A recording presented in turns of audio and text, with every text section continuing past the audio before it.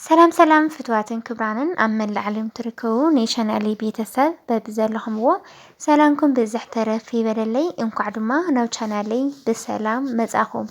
نيلو معنتي فيديو نازخوون كعا كم تلومج على تاو شرفي بزالي معداقا ويكعا وحاولا إلوون بنا إثيوبيا نجد بانكي كم أول بالعلمات أنزا شرفانا يقلي بانكتات إنمانيين نزول حابيرنا قرينا سكعبيدة في الزامن هاتكتاتلو سكعبيدة ፍጻመን ንኽትከታተሉ በአኽብሮት ይዕድም ንቻናለይ ሓድሽ ዝኾንኩም ሰብስክራይብ ነባራ ዝኾንኩም ከዓ ላይክ ሸር እናገበርኩም ንኽተበረታትዑኒ ብትሕትና ይድላው ላይክ ሸር ንትገብሩለይ ካብ ልቢ እናመስገንኩ እያ እምበርከስ ሎማዓንቲ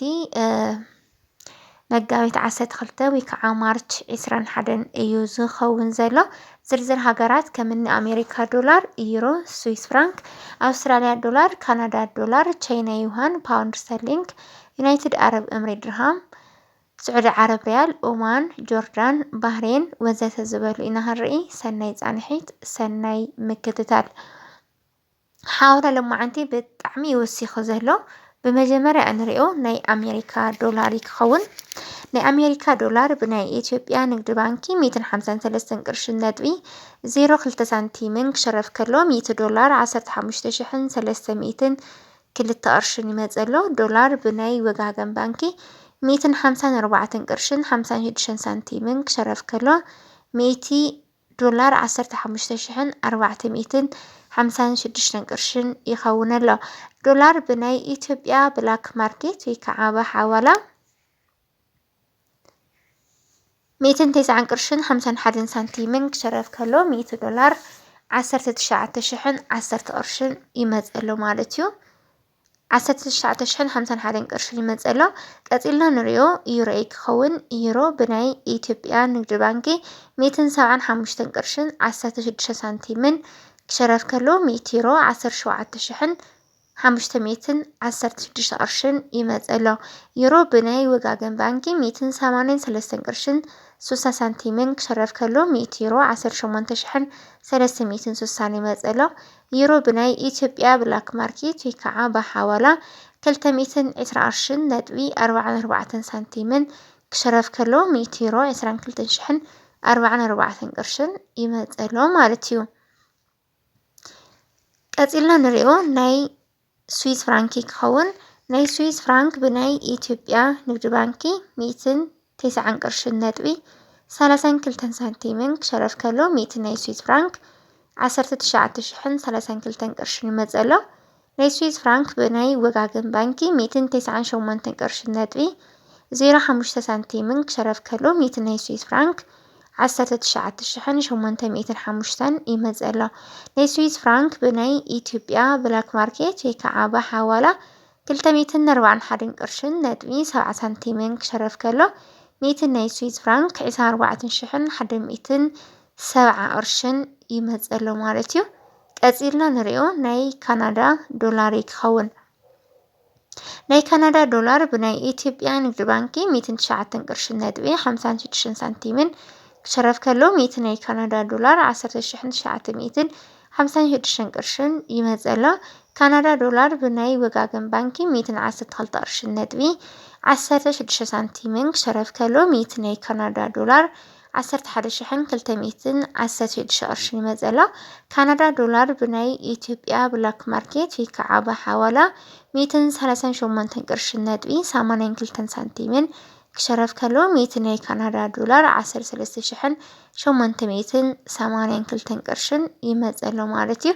قتلنا نريو ناي أستراليا دولار يكخون ناي أستراليا دولار بناي إثيوبيا نقد بانكي 205 قرشن ندوي 21 سنتيمين شرف كلو 100 ناي تشاينا يوان 3,521 قرشن يمزلو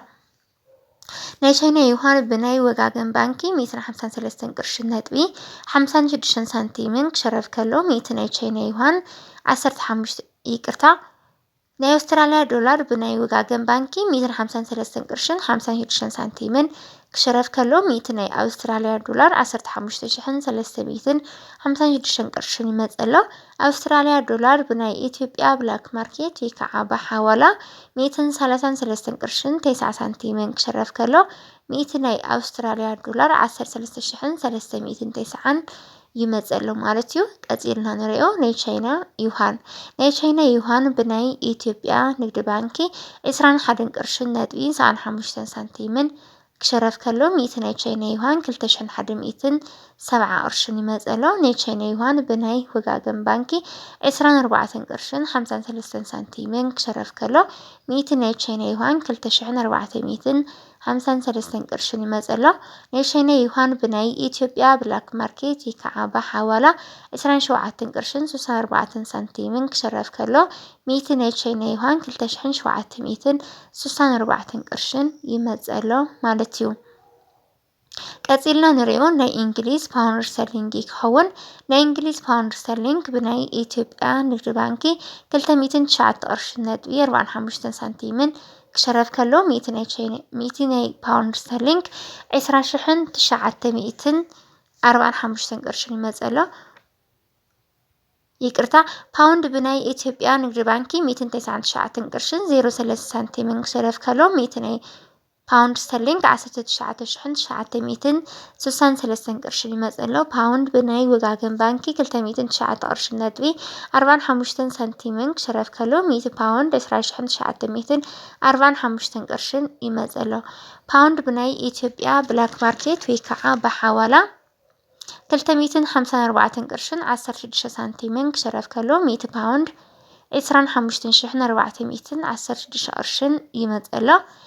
እስካብ ሕዚ ክንሪኦ ፀናሕና ናይ ኣውሮፓ ሃገራት ይመስል ነይሩ። ቀጺልና ንሪኦ ከዓኒ ናይ ዓረብ ሃገራት ይክኸውን። ቅድሚ ናብ ናይ ዓረብ ሃገር ምስጋርና ላይክ ሸር ምግባርኩም ኣረጋግጹ ማለት እዩ ደቂ ዓበይቲ ዋይ። ካብ ናይ ዓረብ ሃገር ኣዲምና ንሪኦ እታ ብዓለምና ቀዳማይ ደረጃ ተሰሪዓ ትርከብ ብኸባር እተሽርፍ ናይ ኩዌት ዲናር ይክኸውን። ናይ ኩዌት ዲናር ብናይ ኢትዮጵያ ንግዲ ባንኪ 490 ቅርሽን ነጥቢ 02 ሳንቲምን ክሽረፍ ከሎ 100 ናይ ኩዌት ዲናር 49200 ይመጸሎ። ናይ ኩዌት ዲናር ብናይ ኦሮሚያ ባንኪ 499 ቅርሽን 50 ሳንቲምን ክሽረፍ ከሎ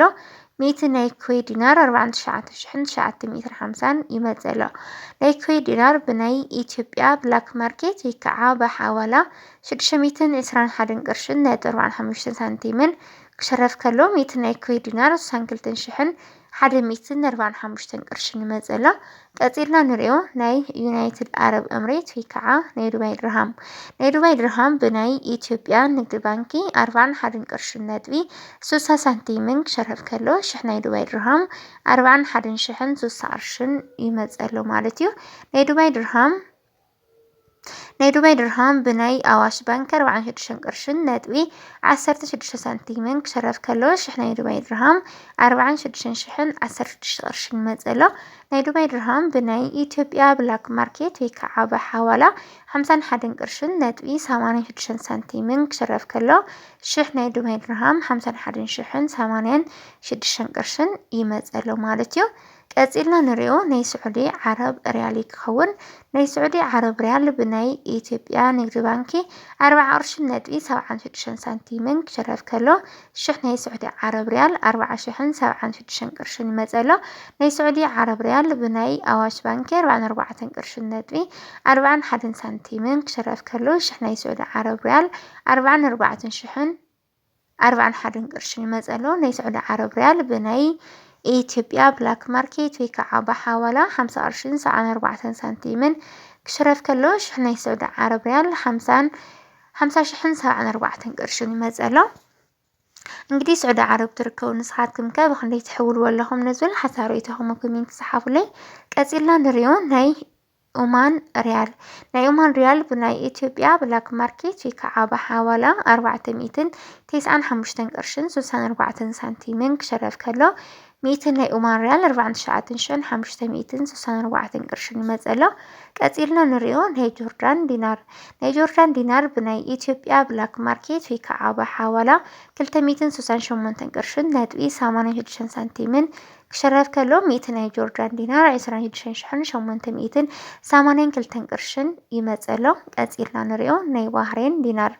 ባህሬን ዲናር ብናይ ኢትዮጵያ ብላክ ማርኬት ወይ ከዓ ብሓዋላ 505 ቅርሽን ነጥቢ 60 ሳንቲምን ክሽረፍ ከሎ 100 ናይ ባህሬን ዲናር 50,560 ይመጸሎ። ናይ ሎማዓንቲ ዕለታዊ ሸርፊ ብጸሊም ዕዳጋ መጋቢት 12 ወይ ከዓ ማርች 21 ከምዚ ይመስል ነይሩ። ክብራት ኣሕዋተይ ሰስተናዩ